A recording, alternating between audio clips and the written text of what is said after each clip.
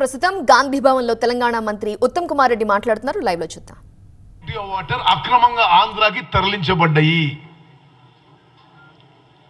నాగార్జున సాగర్ కి తక్కువ నీళ్లు వచ్చినాయి. ఏదో పిచ్చిలేసినట్టు మాట్లాడుతున్నాడు. అదేవిధంగా సిగ్గుండాలి. ఏదో మేడిగడ్డకు పోయి ధర్నా చేస్తారట, ఏదో తొక్కుకుంటూ పోతారట. జనం నిన్ను నీ పార్టీని తొక్కి బొందబెట్టడానికి సిద్ధమైనరు. 94,000 కోట్లు ఖర్చు చేసి ఓహో ఏదో ఒక పిల్లర్ పోయింది, సిగ్గు శరం లజ్జ అన్ని వదిలేసి మాట్లాడుతున్నాడు. మేడిగడ్డ బ్యారేజ్ కాళేశ్వరం ప్రాజెక్టుకి గుండెకాయ లాంటిదని వాళ్ళే అన్నారు. మేడిగడ్డ బ్యారేజ్ కొలాప్స్ అయింది, కుంగిపోయింది ఆయన హయాంలోనే. అక్టోబర్ 21వ తారీఖున మేడిగడ్డ బ్యారేజ్ కుంగిపోయినప్పుడు Kalvakuntla Chandrasekhar Rao chief minister, irrigation minister. ఆ రోజు నుంచి డిసెంబర్ 7వ తారీఖు వరకు ఆయనే ముఖ్యమంత్రి, ఆయనే ఇరిగేషన్ మినిస్టరు. ఒక్క మాట మాట్లాడలేదు. ఈరోజు ఈ బ్రోకరు జోకర్ మాటలు మాట్లాడుతున్న కేసీఆర్ అక్టోబర్ 21 నుంచి డిసెంబర్ 7వ తారీఖు వరకు నువ్వే ముఖ్యమంత్రి, నువ్వే ఇరిగేషన్ మినిస్టరు. ఒక్క మాట మాట్లాడలేదు. నువ్వు చేసిన దోపిడీకి వేరే వేరే రాష్ట్రాలు, వేరే వేరే దేశాల్లో ఉరిదీస్తారు. వేలు లక్షల కోట్ల రూపాయలు దోపిడీ చేసి సిగ్గు లేకుండా ఇంకెవరినో బదనాం చేసే ప్రయత్నం చేస్తున్నావు. తెలంగాణ ప్రజానీకానికి, తెలంగాణ రైతులకి మేము చేతులెత్తి దండం పెట్టి విజ్ఞప్తి చేస్తున్నాం. ఇది కేసీఆర్ తీసుకొచ్చిన కరువు. కేసీఆర్ హయాంలో నీళ్లు తగ్గిపోయినాయి. మేము 24 గంటలు కరెంటు వ్యవసాయానికి, ఇండ్లకి, పరిశ్రమలకు ఇస్తూ ఎక్కడా ఒక్క నిమిషం కరెంటు కట్టు లేకుండా, మంచినీటికి ఇబ్బంది లేకుండా, ఈ తక్కువ నీళ్లతో ఎక్కువ పంట ఎట్లా కాపాడుకోవాలో మేము సర్వశక్తులొడ్డించి ప్రయత్నం చేస్తున్నాము. ఈ మొహానిగట సూర్యాపేట వస్తే అప్పుడు నీళ్ళు వదిలిపెట్టినట. అసలు దేనికి నీళ్ళు వదిలిపెట్టు తెలియదు దానికి. నీళ్ళు వదిలిపెట్టింది పాలేరు పూర్తిగా అడుగంటిపోయి ఖమ్మంకి, సూర్యాపేటకి మంచినీళ్ళు లేకుంటే నాగార్జున సాగర్ నీళ్లు వదిలిపెట్టి పాలేరులో నీళ్లు రిజర్వ్ చేసి దాని నుంచి మంచినీళ్ళు ఇస్తున్నాము. నీ మొహం చూసేవారు నీళ్ళు ఇవ్వలే. ఎక్కడ కూడా నువ్వు వస్తున్నావు నీళ్ళు ఇస్తలేము. మా ప్రణాళిక, మా షెడ్యూల్ ప్రకారమే నీళ్ళు ఇస్తున్నాము. నేను ఒకటే ఇరిగేషన్ మంత్రిగా తెలంగాణ ప్రజానీకానికి, రైతాంగానికి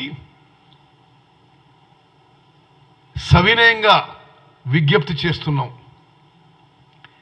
ముఖ్యమంత్రి రేవంత్ రెడ్డి గారు, ఉప ముఖ్యమంత్రి బట్టి విక్రమార్క గారు, మేమందరం మంత్రులను ఒక టీమ్గా పనిచేసి దీన్ని వారం వారం సమీక్ష చేస్తూ ఉన్న నీళ్ళని ఏ విధంగా కరెక్ట్గా ప్రజలకు ఉపయోగపడే విధంగా, రైతులకు ఉపయోగించాలనో సిన్సియారిటీతో ముందుకు పోతున్నాము.